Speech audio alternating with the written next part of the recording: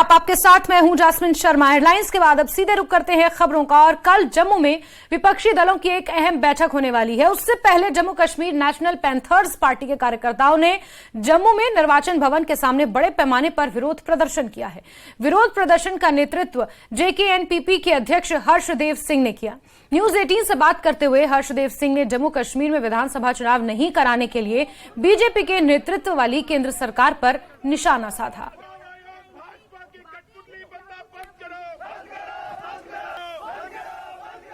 Opposition पार्टियों की कल इंपॉर्टेंट मीटिंग जम्मू में होने वाली है, जिसकी अध्यक्षता फारूक अब्दुल्ला करने जा रहे हैं। और उससे पहले ही पैंथर्स पार्टी के जो लोग हैं वो सड़कों पे हैं। और ये देख लीजिए आपकी ये पैंथर्स पार्टी के जो वर्कर हैं, एक्टिविस्ट हैं, लीडर हैं, वो सड़कों पे उतर आए हैं। कल की जो अपोजिशन पार्टी की मीटिंग है उससे पहले ये एक माहौल बना रहे हैं। और इनकी भी डिमांड यही है कि यहाँ पे जो इलेक्शन टाले जा रहे हैं, municipal polls, assembly polls, panchayat polls को टाला जा रहा है, उसके खिलाफ ये लामबंद हो गए हैं। और यहाँ निर्वाचन आयोग जो निर्वाचन भवन है जम्मू में उसके सामने ये प्रोटेस्ट कर रहे हैं। हर्षदेव की अध्यक्षता में जो इसके चेयरमैन है, क्या डिमांड है कि क्यों ये सड़कों पे उतरे हैं, इस पर इनसे बात करेंगे। हर्षदेव जी, आज आप सड़कों पे, कल अपोजिशन पार्टी की मीटिंग है, आप भी उसका हिस्सा है।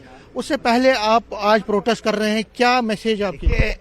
मकसद ये है कि जम्मू कश्मीर को इस हुकूमत द्वारा अपने पैरों तले रौंदा जा रहा है।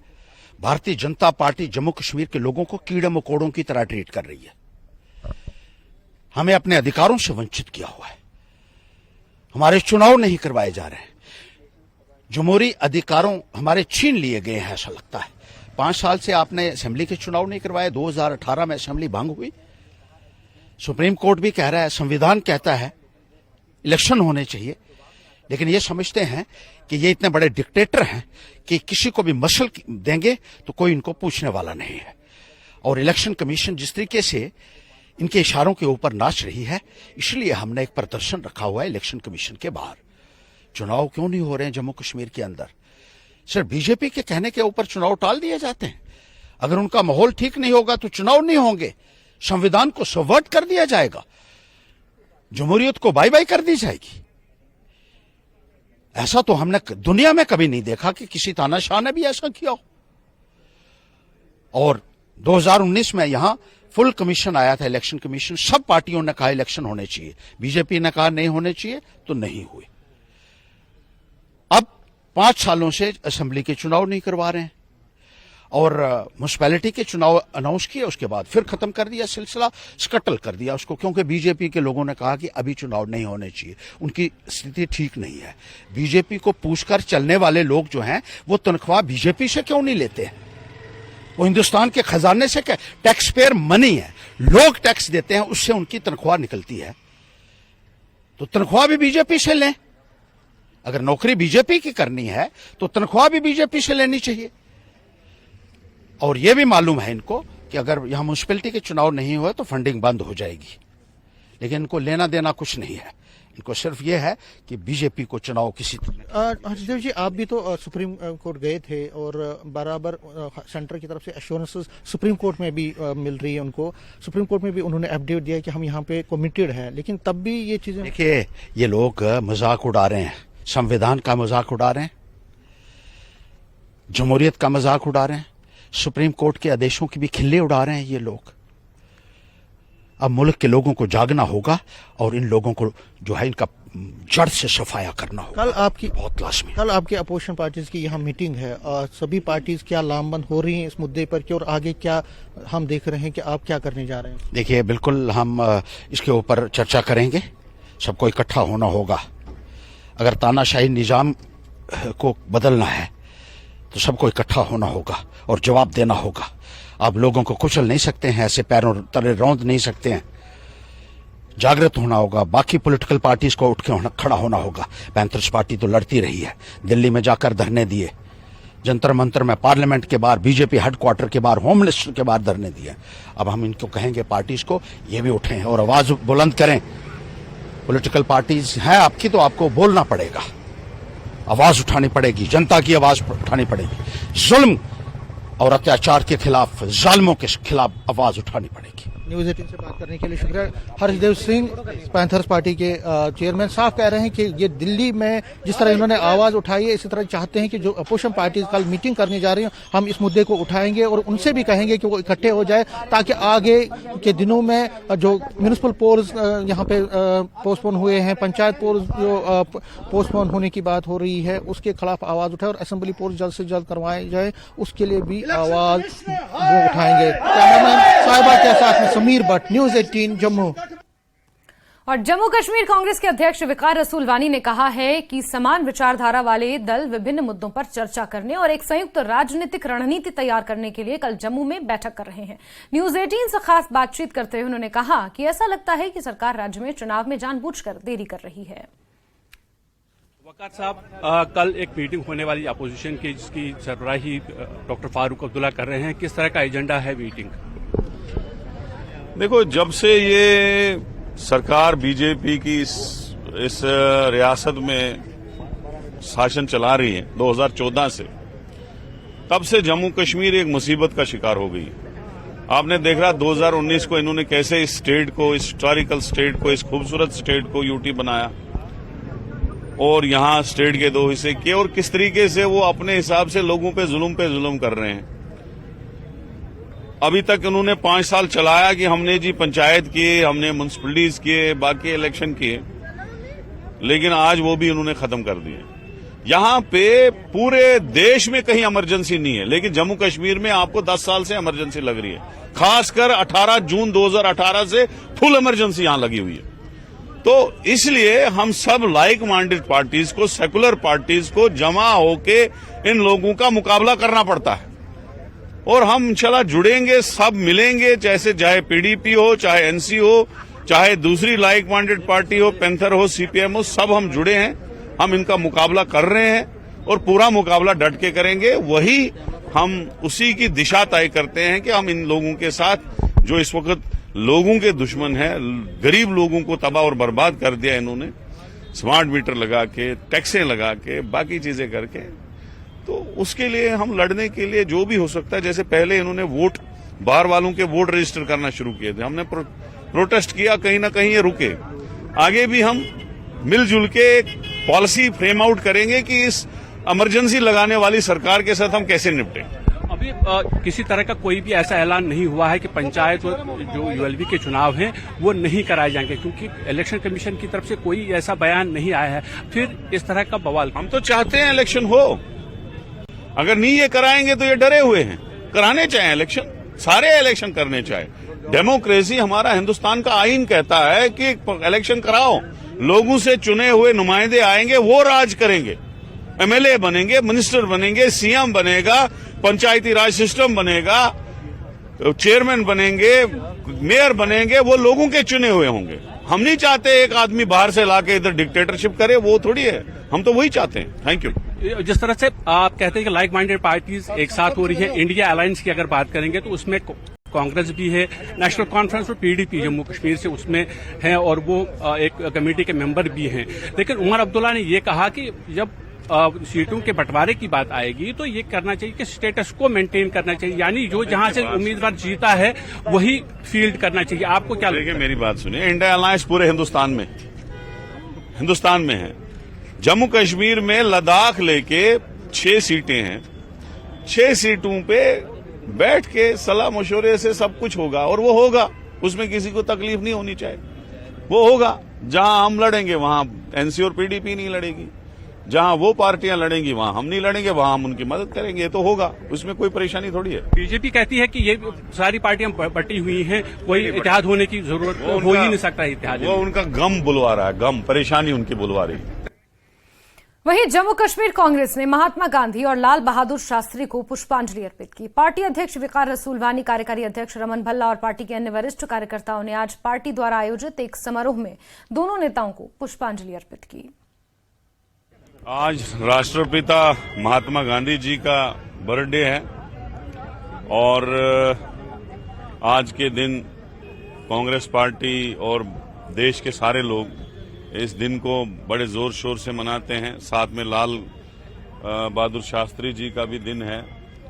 तो मुझे लगता है कि एक मैसेज गांधी जी के जन्मदिन पे सेकुलरिज्म का, प्यार मोहब्बत का हम इस आज के दिन पे लोगों को देना चाहते हैं, क्योंकि गांधी जी ने जो अंग्रेजों के खिलाफ तहरीक चलाई, नॉन वायलेंस से जो उन्होंने हिंदुस्तान को आजाद करवाया और उसमें मुख्य भूमिका उसकी रही। और आज जो नफरत का बाजार कुछ लोगों ने फैलाया है, उनको मैं कह रहा हूं कि जो हमारे महात्मा गांधी जी है, उनके उसूलों पे अगर आप चलेंगे तो कभी आप फेल नहीं होगी, मुल्क आगे बढ़ेगा। मुल्क ने 70 साल अगर तरक्की की है तो महात्मा गांधी जी के नक्शे कदम पे चल के की है। हमारा जो गांधी परिवार है, कांग्रेस पार्टी है, खासकर राहुल गांधी जी, सोनिया गांधी जी, वो प्योरली महात्मा गांधी जी के उसूलों पे चलने वाले हम लोग हैं, पार्टी है। हम सेकुलरिज्म पे भरोसा करते हैं और इंशाल्लाह अभी 150 साल से उसी सेकुलरिज्म की बेस पे हम चल रहे हैं, महात्मा गांधी जी के उसूलों पे चल रहे हैं। आगे भी कांग्रेस पार्टी उन्हीं उसूलों पे चलेगी और महात्मा जी को याद करती रहेगी और उन्हीं के उसूलों पे हम आगे बढ़ते रहेंगे। राष्ट्रपिता महात्मा गांधी और पूर्व प्रधानमंत्री लाल बहादुर शास्त्री की जयंती पर पूरे देश के साथ साथ हिमाचल के कई हिस्सों में भी कार्यक्रमों का आयोजन किया जा रहा है। शिमला के रिज मैदान में सीएम सुक्खू राष्ट्रपिता महात्मा गांधी को श्रद्धासुमन अर्पित करने पहुंचे। इस दौरान उनके साथ राज्यपाल श्री प्रताप शुक्ल, कई नेता और कैबिनेट मंत्री मौजूद रहे। इसके बाद सभी लोग पूर्व प्रधानमंत्री लाल बहादुर शास्त्री को श्रद्धांजलि देने पहुंचे।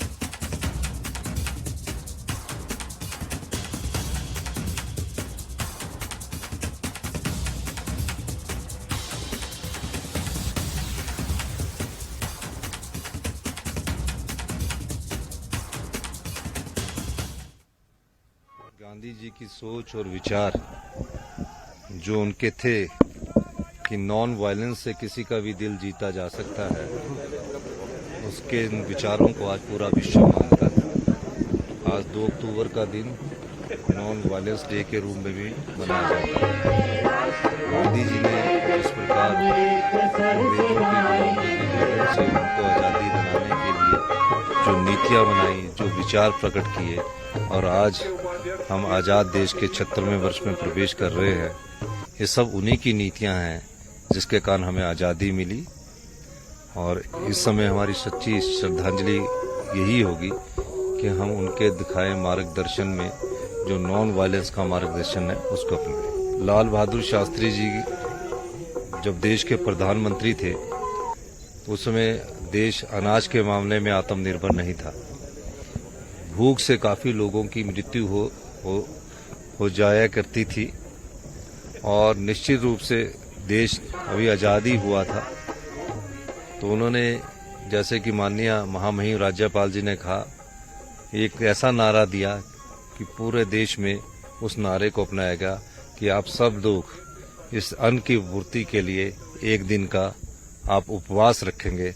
और पूरे देश ने उसमें उपवास रखा। होटल से लेकर सब जगह जो ढाबे थे सब बंद कर दिए गए और एक दिन भूखा रहकर इस देश के लोगों ने उनकी इस बात को माना।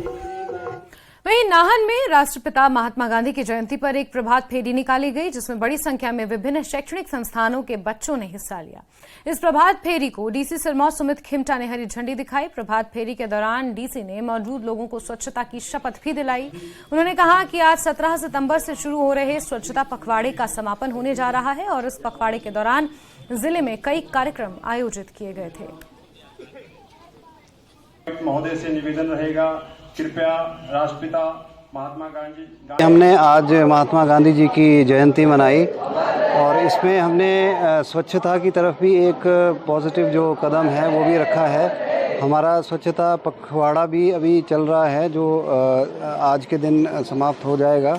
और आज के दिन सारे जितने भी हमारी 259 पंचायतें हैं वहाँ पे ग्राम सभा में भी जो स्वच्छता का संदेश है वो भी दिया जाएगा।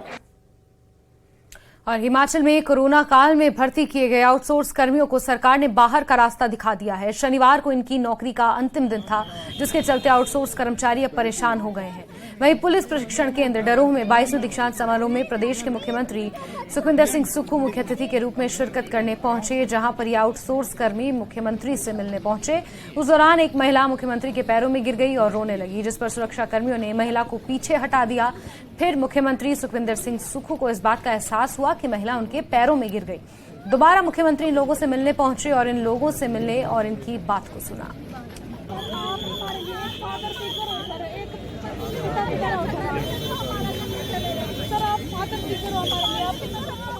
पैर पकड़ना है, पैर पकड़ के होता है। पहले नहीं हमने आपको रोजगार आपको एक्सटेंशन दिया था ना, पहले नहीं दिया था। और अगर आप ऐसा गलत काम करोगे, पैर पकड़ के रोजगार ने सामने नहीं दिया पहले आपको। पैर पकड़ने होते महिलाओं को पैर पकड़ने नहीं चाहिए। हमारी तरफ तो महिलाएं पैर पकड़ती नहीं है, पकड़ती है। इसलिए आपको मैं जो है वो देख रही है और जो आप लगे हुए उसके लिए हमारे मंत्री जी इसको देख रहे हैं और आपको कोशिश कर रहे हैं कि कैसे सर हम लोगों के बच्चे स्कूल जा सकते हैं सर हमारी रोजी रोटी। और ऐसा ना है, देखो कि आप पैर पकड़ो वीडियो बनाओ, अच्छा नहीं लगता। इससे नुकसान होता है। आपके सर पता क्या कंडीशन है कि हर बच्चा जो है आगे देंगे, आपको एक्सटेंशन ही देते जा रहे हैं। और हिमाचल प्रदेश में अलग अलग जिलों में अपनी मांगों को लेकर जिला परिषद कैडर कर्मचारी महासंघ के 4700 सदस्य एक बार फिर अनिश्चितकालीन हड़ताल पर बैठ गए हैं। देहरा के जिला परिषद कैडर के अधिकारी और कर्मचारी शनिवार से ही अनिश्चितकालीन हड़ताल के लिए कलम छोड़ो हड़ताल पर चले गए हैं। ऐसे में देहरा के तहत पड़ने वाली 79 पंचायतों में जरूरी कामकाज ठप हो गया है। 79 पंचायतों के 50 सचिव, 21 टीए, 3 जेई भी हड़ताल पर बैठे हुए हैं।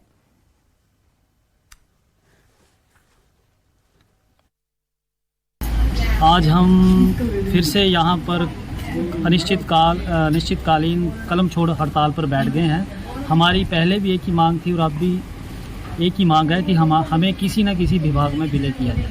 इसीलिए हम आज से अनिश्चितकाल के लिए हड़ताल पर बैठ गए। तो सरकार द्वारा तो यही बोला जा रहा है कि आपका जो विभाग में विलय का कार्य है वो जल्द कर दिया जाएगा, लेकिन ऐसे बोलते बोलते जो 9 माह बीत गए हैं। और सबसे बड़ी मांग ये है कि ना ही हमें पुरानी पेंशन मिल रही है, ना ही छठे वेतन का लाभ मिल रहा है।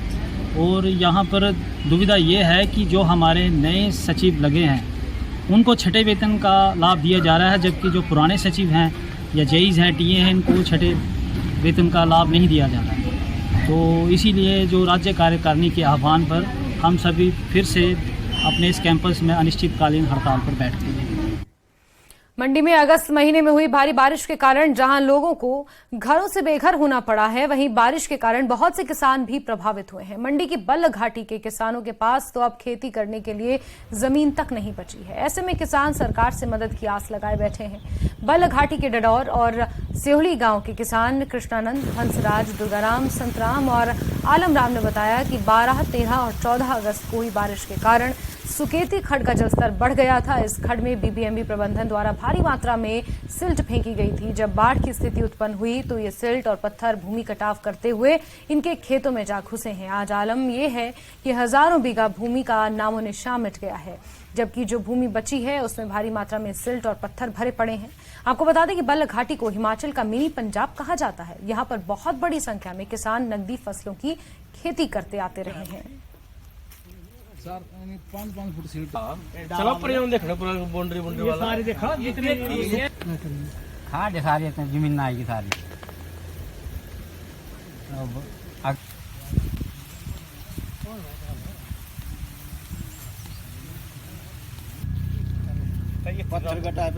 ये जो बरसात पड़ी, बहुत ज़्यादा बरसात पड़ी और यहाँ से जहाँ हम खड़े हुए हैं यहाँ एक प्रोटेक्शन वाल लगी हुई थी, वो उसके ढहने से सारा जो पानी लोगों के फर्टिलाइजर जमीन में आ गया और सील्ट वो पड़ गई। 4-5 फुट सील्ट पड़ गई और पत्थर और टमाटर दब गए लोगों के। हर चीज़ जो उनका बारदाना था वो भी तबाह हो गया। ये सारी बीएमबी की वजह से आए, जो 1 जुलाई से छोड़ते हैं इधर, और ये खड्डो तो सारी सील्ट से भर गई। और इसलिए हमारे खेतों में तो सारे ये गट्टे गट्टे पड़ गए। हमारी भी 10-12 बीघे जगह हमारी निजी, हमारे 50 बीघे कटेला है नीचे पुल के साथ ही लगता, तो 8-10 बीघे वहाँ से भी उखड़ गया। जो हमारे विधायक वगैरह कोई नहीं आया यहाँ पर, वो जब भी आते तब उन्होंने वोट मांगने होते हैं। अब कोई नहीं आया जी हमारे पास, ना पटवारी ना कोई भी सरकार का आदमी कोई नहीं आया जी। देखो हमारी फसल कितनी बड़ी खराब हो चुकी है जी। शुरू से बस जो टमाटर बाए हुए थे जी पहली खाद से बर्बाद हो गए। आगे बढ़ेंगे और केंद्रीय मंत्री अनुराग ठाकुर की आगामी लोकसभा में चंडीगढ़ या कांगड़ा संसदीय क्षेत्र से चुनाव लड़ने की अटकलों पर थोड़ा विराम लग गया है। केंद्रीय मंत्री अनुराग ठाकुर ने 2 टूक शब्दों में कहा है कि हमीरपुर उनका संसदीय क्षेत्र था और हमेशा रहेगा। उन्हें लगता है कि ऐसी अफवाहें केवल कुछ लोग अपने मनोरंजन के लिए फैला रहे हैं। उन्होंने आगे कहा कि वो पूरी ताकत के साथ लोकसभा में हिमाचल के मुद्दों को उठाते आए हैं और जहां 4 बार जनता ने उन्हें अपना आशीर्वाद दिया है वो आगे भी मिलेगा। इस मौके पर उन्होंने राहुल गांधी पर भी जमकर निशाना साधा और कहा कि कांग्रेस की सोच बहुत खराब हो गई है। G20 की सफलता, चंद्रयान की सफलता हजम नहीं हो रही। मुझे लगता है ऐसी अफवाहें कोई लोग मजे लेते हैं अपना चला के, उनको अपना मनोरंजन करने दीजिए। मैं तो पूरी ताकत के साथ लोकसभा में भी और यहाँ पर भी अपने संसदीय क्षेत्र में हिमाचल के मुद्दों को लगातार उठाते रहे, हिमाचल की मदद करते रहे। और मैं कहाँ जा सकता हूँ जहाँ 4 बार जनता ने इतना आशीर्वाद देकर जिताया। आज मैं कुछ भी हूँ तो हमीरपुर संसदीय क्षेत्र की जनता के कारण हूँ। अनुराग ठाकुर की पहचान आज देश और दुनिया में है तो मेरे यहाँ के मतदाताओं और मेरे कार्यकर्ताओं के कारण है, और उसके बिना मैं कुछ नहीं हूँ जी। इसलिए कोई ये कहे कि यहाँ से वहाँ जाएगा, वो संभव ही नहीं है। अनुराग ठाकुर हमीरपुर संसदीय क्षेत्र में था, है और रहेगा। शिमला में हिमाचल बीजेपी के अध्यक्ष डॉक्टर राजीव बिंदल ने प्रदेश की कांग्रेस सरकार पर झूठे वादे करने और जनता को गुमराह करने का आरोप लगाया। उन्होंने कहा कि ज्यों-ज्यों वक्त निकलता जा रहा है उनके वादों की पोल खुलती जा रही है। बीजेपी के समय में लगाए गए कोविड वॉरियर्स के लिए कांग्रेस सरकार ने सहानुभूति से विचार करने का वादा किया था, लेकिन अब 10 माह में ही हजारों आउटसोर्स कर्मचारियों को बाहर का रास्ता दिखा दिया गया। करीब 1800 कोविड वॉरियर्स की सेवा समाप्त नहीं होनी चाहिए, इसके लिए सरकार विशेष नीति बनाए। गत वर्ष श्री सुखविंदर सिंह सुक्खू जी के नेतृत्व में कांग्रेस पार्टी की सरकार हिमाचल प्रदेश में सत्ता में आई। सत्ता में आने से पहले प्रदेश के बेरोजगार युवकों को गारंटियां दी गई। 1 लाख बेरोजगारों को पहली कैबिनेट के अंदर नौकरी दी जाएगी, ऐसा वायदा करके सत्ता में आने वाली कांग्रेस सरकार ने आज हिमाचल प्रदेश के बेरोजगारों को एक नायाब तोहफा दिया। लगभग 1850 ऐसे बेरोजगार जिन्हें पूर्व की भाजपा सरकार ने कोविड के दौरान नौकरी पर रखा था, वे सभी कोरोना वॉरियर्स जिन्होंने आपदा की घड़ी के अंदर समाज की डटकर सेवा की। जब कोविड के समय में परिवारजनों को छोड़ दिया था, ऐसे में जिन्होंने उनकी सेवा की, ऐसे कोविड वॉरियर्स को, ऐसे कर्मचारियों को नौकरी से निकाल देना बहुत दुर्भाग्यपूर्ण है। भारतीय जनता पार्टी और श्रीनगर